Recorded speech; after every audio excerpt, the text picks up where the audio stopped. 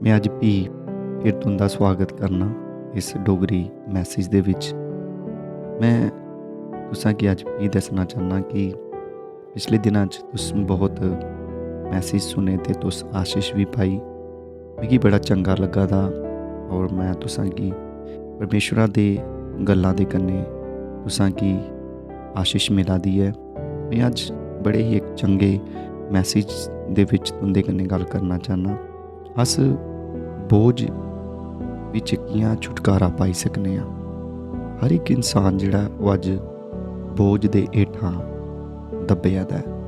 तुस जानदे हो कि बहुत सारे लोग पाप दे बोझ विच, समस्या दे बोझ विच, बीमारी दे बोझ विच, दुख मुसीबतां दे बोझ विच अज दिहाड़े पूरा संसार जिहड़ा वो बोझ हेठां दब्बेआ दा है।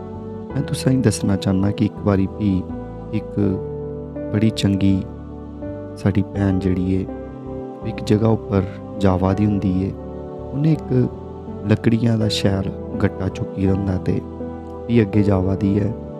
एक गड्डी वाला अगे जावा दा ते उसी आखा दा, भैन तू एड्डा बड़ा बोझ चुक्या दा ते तू इस गड्डी विच बही जा या बही जा। उस गड्डी विच बही जाती तो बह के भी उसने वो गट्ठा जिहड़ा चुके होंदा ते वो रोले पावा दी करलावा दी। गड्डी चलाने वाला पिछे मुड़िए दिखीदा ते वो आखदा कि भैन मैं तुकी आख्या कि यह गट्ठा जिहड़ा गड्डी उपर रखी उड़, लेकिन तू बोझ जिहड़ा दिहाड़े हले भी चुके दा। वो आखा दी है तू अगे मेरा भी बोझ चुके दा ते मेरी लकड़ियां दा भी बोझ चुकी लैग ते मिगी चंगा नहीं लगदा। मैं अज दसना चाहना कि संसार इयां ही चला दा। अज संसार जिहड़ा वो बोझ लैके चला दा है, लेकिन एक है जिहड़ा तुंदे बोझ की चुकदा है। उहदा नाम है प्रभु यीशु मसीह, जिहड़ा अज तां 2020 साल पहला धरती उपर आया।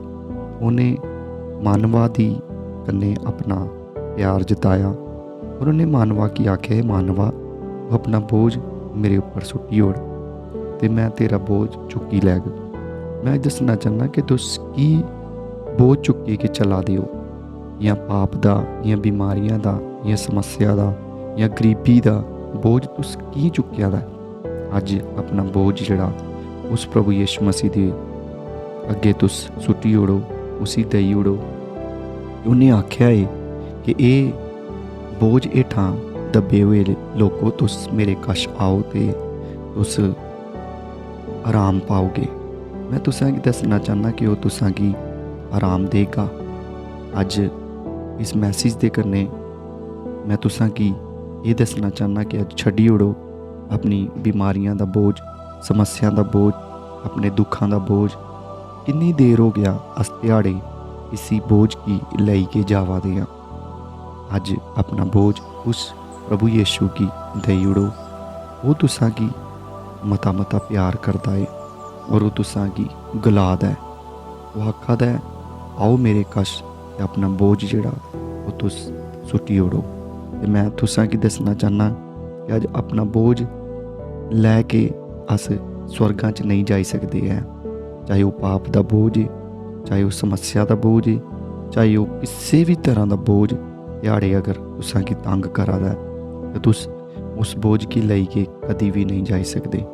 अज यीशु मसीह तुसां की आज़ाद करना चाहता है। मैं दसना चाहना कि अज तां कुछ साल पहला भी या 70-75 साल पहला भी साड़ा देश आज़ाद हो ही गया। आज़ादी बहुत चंगी लगती है। अज दिहाड़े हर एक इंसान जिहड़ा वो आज़ादी कन्नै जीना चाहता है। मैं तुसां गी दसना चाहना कि अपना बोझ जिहड़ा उसी देई ओड़ो ते वो बोझ जिहड़ा वो तुसां गी हल्का करी ओड़गा।